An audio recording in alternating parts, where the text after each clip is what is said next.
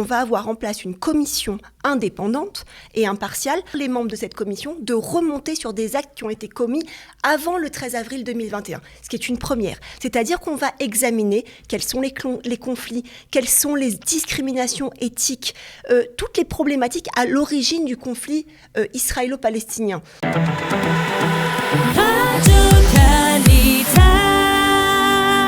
Maître Déborah Bitbol, bonjour, Boker Tov. Boker Tov, Daniel. Merci d'être venu jusqu'ici. C'est pas facile d'arriver le matin, surtout pas le dimanche matin, dans le centre de Jérusalem, mais nous avions une bonne raison de vous inviter parce que, eh bien, là, je le disais tout à l'heure, en vous présentant, le Conseil des droits de l'homme de l'ONU a voté la semaine dernière une résolution qui a provoqué la colère, on va dire, en Israël.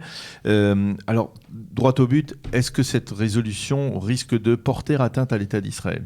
Alors, en soi, si je vais vous répondre très simplement, en soi, elle n'a pas comment dirais-je, elle n'est pas contraignante, c'était pas une décision contraignante, et elle n'engagera pas Israël. En revanche, il faut savoir quand même qu'on parle d'une résolution du Conseil des droits de l'homme, anciennement Commission des droits de l'homme, oui, comme son nom l'indiquait. En 2006, ce Conseil a été institué. Il réunit en son sein 47 États membres, oui, d'accord ? C'est pas tous les pays de C'est l'ONU. Pas tous les pays. Évidemment que chaque pays peut spontanément en fait adhérer à ce conseil, et ce conseil est une institution intergouvernementale qui est directement liée aux Nations Unies.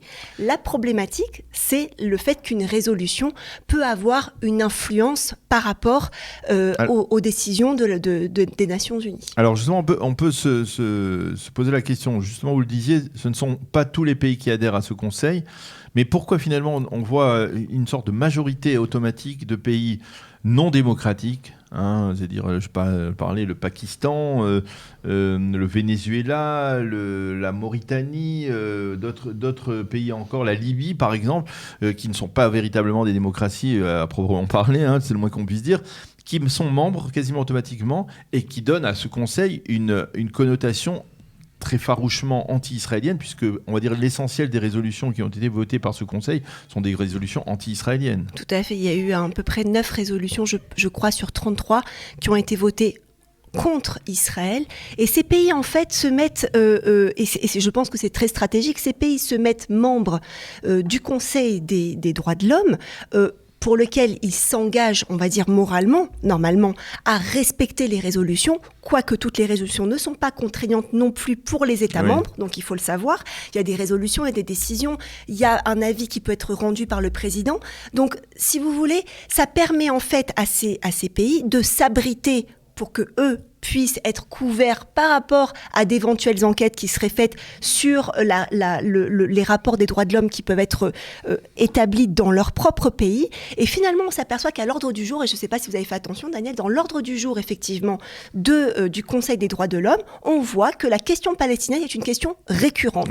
Donc, effectivement, il y a une connotation anti-israélienne. À ce propos, l'autorité palestinienne n'est pas un État membre, c'est dans le meilleur des cas un observateur. Est-ce que, justement, il y a une possibilité pour eux de provoquer ce genre de démarche ? C'est-à-dire, ils sont obligés de passer par un pays, comme dans le cas précis par le Pakistan ? Alors, pas du tout, Daniel. Il se trouve que cette fois-ci, la demande d'enquête qui a été lancée, et il faut savoir que c'est une enquête qui va établir une commission permanente et indéfinie dans le temps. Donc, c'est une première par rapport au rapport. Ah bon ? Ça veut dire que c'est une commission permanente, c'est pas ad hoc, c'est pas une commission Exactement. Qui est focalisée sur l'opération de la semaine dernière. Non, pas du tout. C'est-à-dire qu'elle va avoir en plus un effet rétroactif, chose qui est complètement extraordinaire et on va dire sans précédent par rapport au rapport Goldstone en 2009 avec l'opération Plomb Durci, qui avait un objectif bien précis, qui était de savoir s'il y avait des crimes de guerre qui avaient été commis. Oui. D'ailleurs, Goldstone, c'était ravisé, c'était rétracté. Mais là, c'est une première.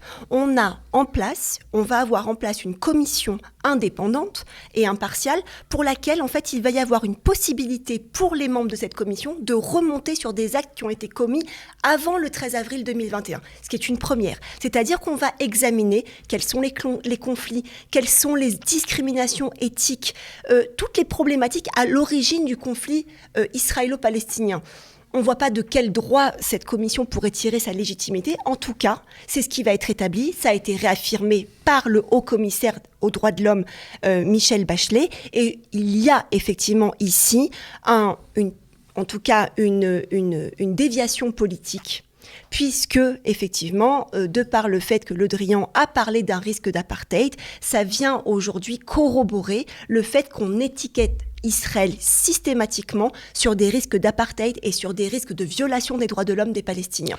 Alors, le ministère des Affaires étrangères a d'ores et déjà annoncé qu'il ne coopérerait pas avec une telle commission. C'est une stratégie qui, à votre avis, est valable, ou alors finalement, malgré tout, il faut essayer de contrer cette commission de l'intérieur ? Alors, oui, c'est toujours la première réponse qui est donnée par d'ailleurs l'ambassadrice d'Israël à Genève, puisque c'est une institution intergouvernementale qui siège à Genève, qui a tout de suite annoncé qu'Israël ne va pas coopérer de la même manière qu'Israël n'a pas coopéré pour le rapport Goldstone. La problématique, elle ne se pose pas tant sur le point de vue juridique, où il risque d'y avoir une condamnation d'Israël. Bien sûr, puisque Israël n'est pas État membre. Et il faut savoir aujourd'hui que Biden a sollicité à ce que les États-Unis reviennent en tant que membre observateur. Donc on voit qu'ici, il y a un jeu très politisé qui va permettre, en fait, encore une fois, de montrer du doigt Israël sur le fait qu'Israël ne coopère pas. Donc, qui ne coopère pas peut avoir effectivement violé les droits de l'homme. Oui, et il n'y a pas ici, par exemple, de pays membres qui ont un droit de veto comme au sein du Conseil de sécurité ? Non, c'est simplement une décision qui est prise à la majorité. Il y a eu, je crois, 24 membres qui ont été pour, 9 qui ont été contre. La France est abstenue. Oui. Donc, on voit, en fait, si vous voulez, c'est une commission, c'est en tout cas un conseil qui permet de savoir où Israël se situe dans le curseur politique, on va dire. Si elle a les États-Unis de son côté, on sait très bien qu'avec Trump, les États-Unis s'étaient retirés. Et aujourd'hui, Biden montre une tendance, en fait, à vouloir quand même être membre observateur de la même manière que l'autorité palestinienne est membre observateur de cette commission, de ce Conseil des droits de l'homme, et ce qui permet en fait à tous ces pays de pouvoir juger tranquillement Israël sur les actes ou les éventuels crimes de guerre qui auraient été commis lors de la dernière opération. La légitimité de ce Conseil ? Elle tire sa légitimité, évidemment, des Nations Unies, puisqu'elle a été instituée en 2006 par une résolution des Nations Unies. Mais encore une fois, Daniel, la légitimité en soi, d'un point de vue strictement juridique, elle n'a pas de conséquences propres sur Israël, mais on sait très bien qu'avec tout ce qui est la guerre de communication que Israël doit mener, ça vient amoindrir, ça vient affaiblir les armes d'Israël sur le fait qu'elle avait le droit à une autodéfense. Aujourd'hui, on est en train de dire, vous avez le droit certainement à une autodéfense, comme l'a dit Michelle Bachelet, mais en revanche, nous, on va quand même regarder si les frappes qui ont été faites sur les maisons à Gaza n'ont pas touché des civils, et là, dans ce cas-là, voir effectivement et constater qu'il y aura eu peut-être des crimes de guerre qui auront été commis contre des populations palestiniennes. Donc on revient toujours à peu près la même chose. Il y a eu plusieurs résolutions de condamnation d'Israël, elles n'ont jamais été évidemment respectées par Israël, mais pour la bonne cause que Israël ne peut pas accepter. Elles ont causé du tort, on va dire, sur le plan de la communication. De point de vue de la communication, et on sait très bien que le Misra d'Asbara a un travail très important pour pouvoir ramer sur les réseaux sociaux, etc. Eh bien, merci beaucoup, Maître Déborah Abitbol, surtout d'être venue, de nous avoir expliqué toutes ces précisions autour de cette décision du Conseil des droits de l'homme de l'ONU. Merci beaucoup d'avoir été avec nous. Bonne journée, à bientôt, Shavuot Tov. Bonne journée.